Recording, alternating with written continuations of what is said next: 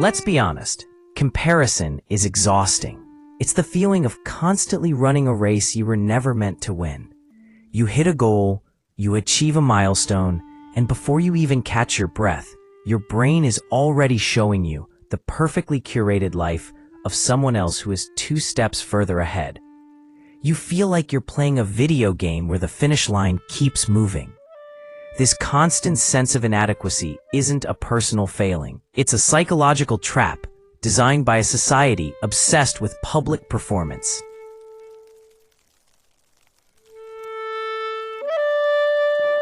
This is about escaping the comparison trap. We need to validate the deep, crushing feeling that you are never enough. We'll break down the psychology of comparison, why it kills joy, and give you 3 actionable mental reframes to help you find contentment in your own messy, imperfect progress. The psychology of the trap, the 2 fatal flaws. Your brain's attempt to compare your life to others is flawed in 2 fatal ways. You are trying to measure yourself against information that is fundamentally incomplete and inaccurate. Flaw number 1, the iceberg of achievement. When you look at someone else's success, the perfect job, the flawless body, the viral following, you are only seeing the tip of the iceberg. This is the public, polished 10% of their life. What you don't see is the massive 90% underneath the surface. The crippling debt, the years of isolated failure, the intense anxiety, the relationship drama, and the profound exhaustion it took to build that one public success. The psychological damage. You compare your entire 100%, including all your messy struggle and failure, to their perfect 10%. The finished result. This is a rigged game that always leads to the conclusion: they are effortlessly successful and I am fundamentally flawed. Flaw number 2, the measurement error, past versus present. We often confuse 2 types of comparison, which completely sabotages our self-worth. The useless comparison, comparing your current self to someone else's finished self. Example, I'm only on chapter 1 and they've already published the book. This comparison provides 0 valuable information and only generates shame. The useful comparison, comparing your current self to your past self. Example, look how much more confident I am now compared to 6 months ago. This is the only healthy metric because it validates progress and proves competence. The trap forces you to look outward at an idealized, finished product, instead of inward at your own verified growth. For now, the path to contentment. 3 mental reframes.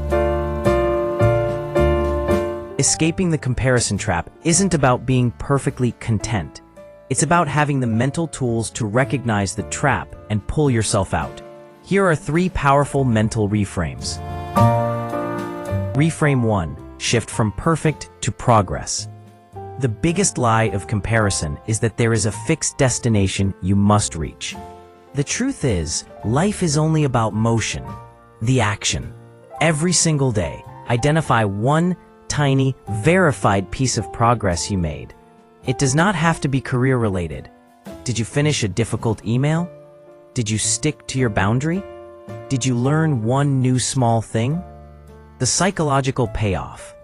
This practice rebuilds your sense of self-efficacy, the belief in your own ability.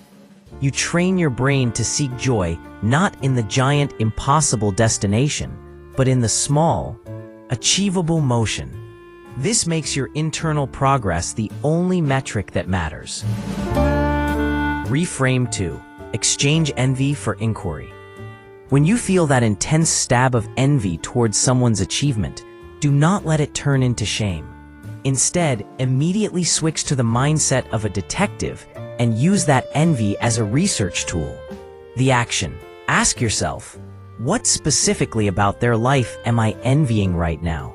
Is it the skill, the effort, the result, the freedom? Once you identify the specific desire, e.g., I envy their writing discipline, you stop comparing your life to theirs and start asking, what single step did they take that I can replicate today? The psychological payoff. You transform a destructive emotion, shame, envy, into a constructive one, curiosity, motivation. You use their success not as a measure of your failure, but as a manual for your own next step. Reframe 3. Own your lane. The only competition is the clock. The only person who truly understands the complexity of your journey, your starting line, your obstacles, and your resources is you. The action. Acknowledge that you are running a single-person race. Your competition is not the person next to you. It's the passing of time. The only goal is to maximize your own growth and alignment with your core values before the time runs out. The psychological payoff. This gives you permission to slow down when needed and permission to speed up when desired, completely independent of external pressure. You stop performing for an audience and start building a life that is truly fulfilling to the only person who has to live it, you. Conclusion. Choosing your own finish line. The comparison trap is designed to make you feel perpetually behind. But you have the power to step off the racetrack entirely. The confidence you seek isn't found in surpassing others. It's found in the quiet, undeniable knowledge that you are doing the very best you can with the resources you have. That is the only progress that leads to real peace. Start today by celebrating your most recent, smallest progress, even if it was just opening this document. What single, small win will you validate for yourself right now?